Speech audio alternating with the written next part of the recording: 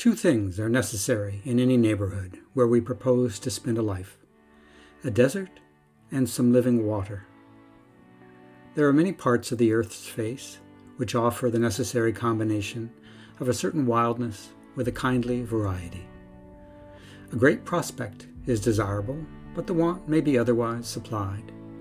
Even greatness can be found on the small scale, for the mind and the eye measure differently. Bold rocks near hand are more inspiriting than distant Alps, and a thick fern upon a Surrey heath makes a fine forest for the imagination, and the dotted yew trees noble mountains. A Scottish moor with birches and firs grouped here and there upon a knoll, or one of those rocky seaside deserts of Provence overgrown with rosemary and thyme and smoking with aroma, are places where the mind is never weary. Forests, being more enclosed, are not at first sight so attractive, but they exercise a spell. They must, however, be diversified with either heath or rock, and are hardly to be considered perfect without conifers. Even sandhills, with their intricate plan and their gulls and rabbits, will stand well for the necessary desert. The house must be within hail of either a little river or the sea. A great river is more fit for poetry than to adorn a neighborhood. Its sweep of waters increases the scale of the scenery and the distance of one notable object from another. And a lively burn gives us, in the space of a few yards, a greater variety of promontory and islet, of cascade, shallow goyle, and boiling pool, with answerable changes both of song and color, than a navigable stream in many hundred miles. The fish, too, make a more considerable feature of the brookside, and the trout plumping in the shadow takes the ear. A stream should, besides, be narrow enough to cross, or the burn hard by a bridge, or we are at once shut out of Eden. The quantity of water need be of no concern, for the mind sets the scale and can enjoy a Niagara fall of 30 inches. Let us approve the singer of "Shallow rivers by whose falls melodious birds sing madrigals."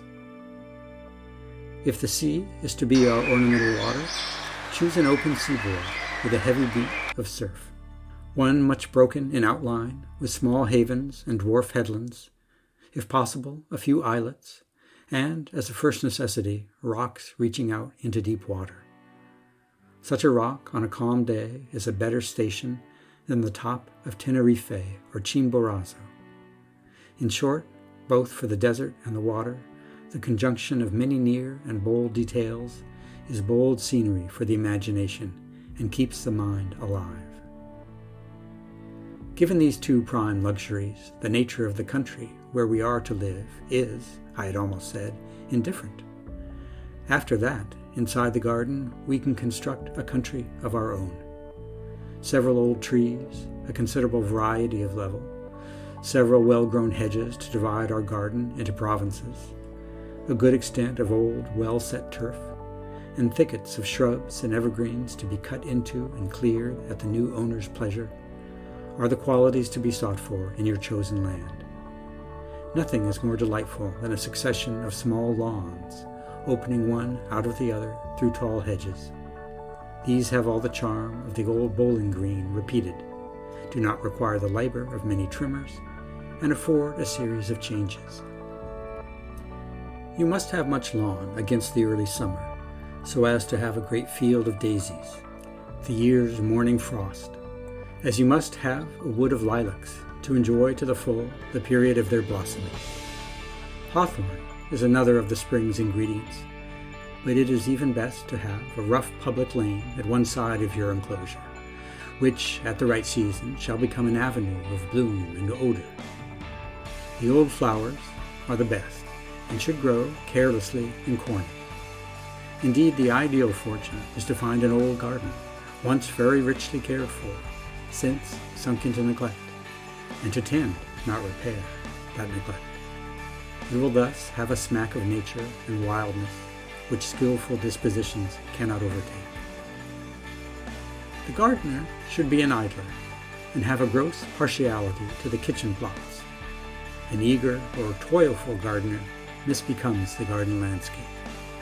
A tasteful gardener will be ever meddling, will keep the borders raw, and take the bloom off nature. Close adjoining, if you are in the south, an olive yard, if in the north, a swarded apple orchard reaching to the stream completes your miniature domain. But this is perhaps best entered through a door in the high fruit wall, so that you close the door behind you on your sunny plots, your hedges and evergreen jungle, when you go down to watch the apples falling in the pool.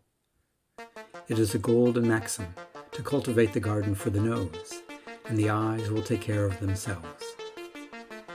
Nor must the ear be forgotten.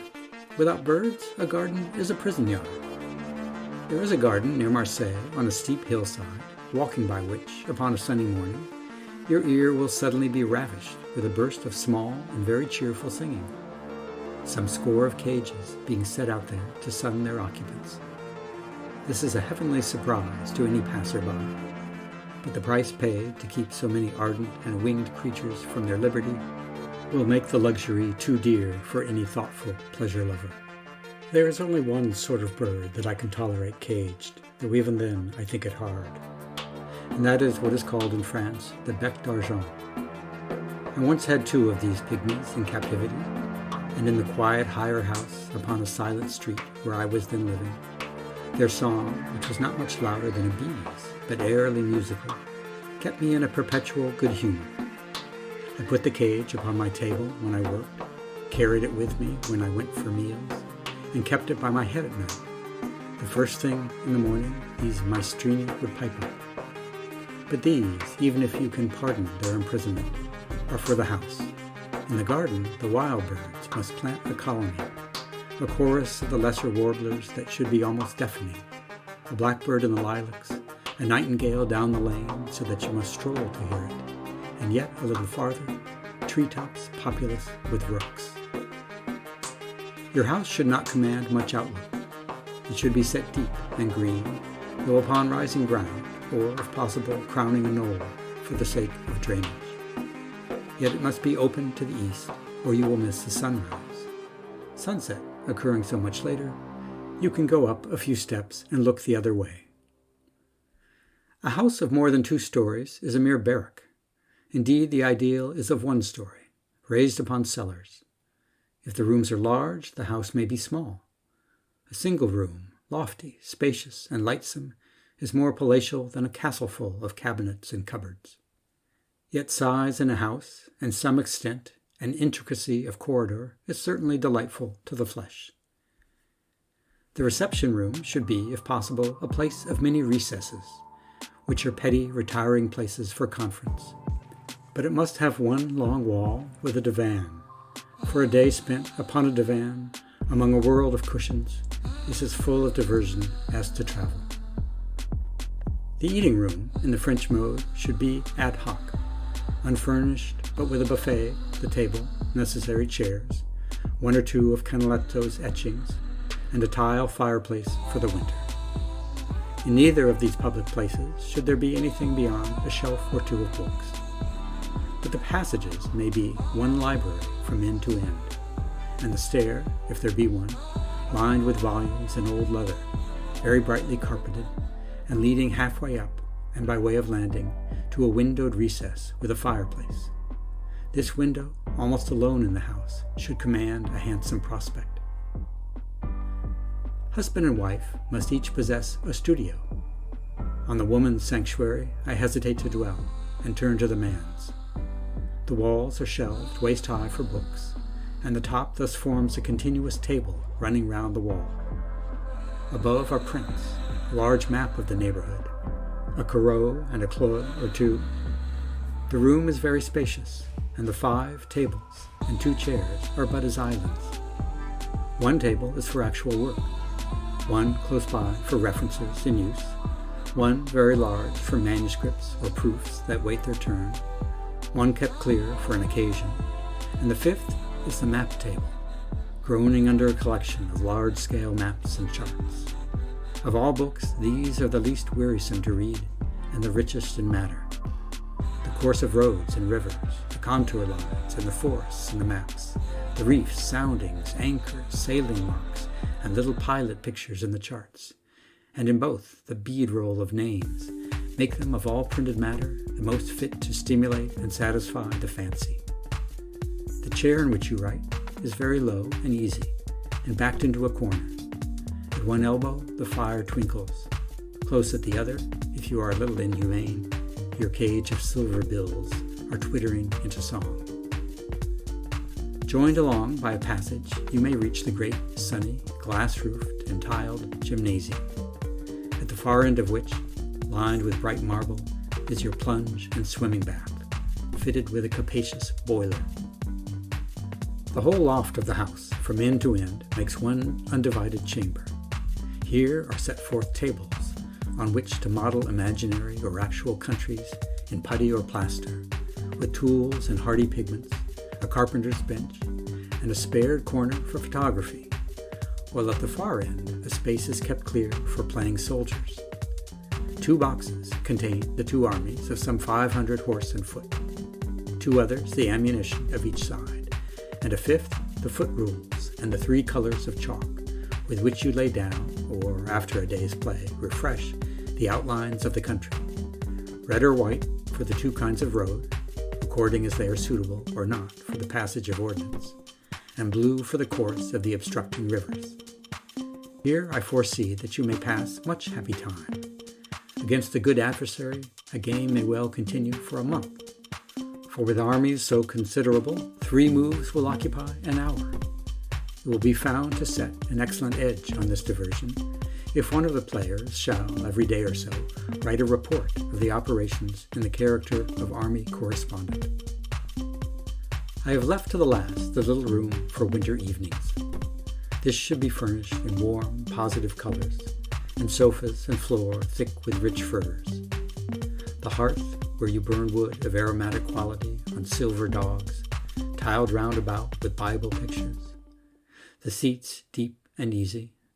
A single Titian in a gold frame, a white bust or so upon a bracket, a rack for the journals of the week, a table for the books of the year, and close in a corner the 3 shelves full of eternal books that never weary. Shakespeare, Moliere, Montaigne, Lamb, Sterne, de Musset's comedies, the 1 volume open at Carmesine and the other at Fantasio, the Arabian Nights and kindred stories, and Weber's solemn volumes, Borrow's Bible in Spain, The Pilgrim's Progress, Guy Mannering and Rob Roy, Monte Cristo and the Vicomte de Bragelonne, Immortal Boswell, Soul Among Biographers, Chaucer, Herrick, and The State Trials. The bedrooms are large, airy, with almost no furniture, floors of varnished wood, and at the bedhead, in case of insomnia, 1 shelf of books of a particular and typical order, such as Pepys, the Paston Letters, Burt's Letters from the Highlands, or the Newgate Calendar. End of The Ideal House.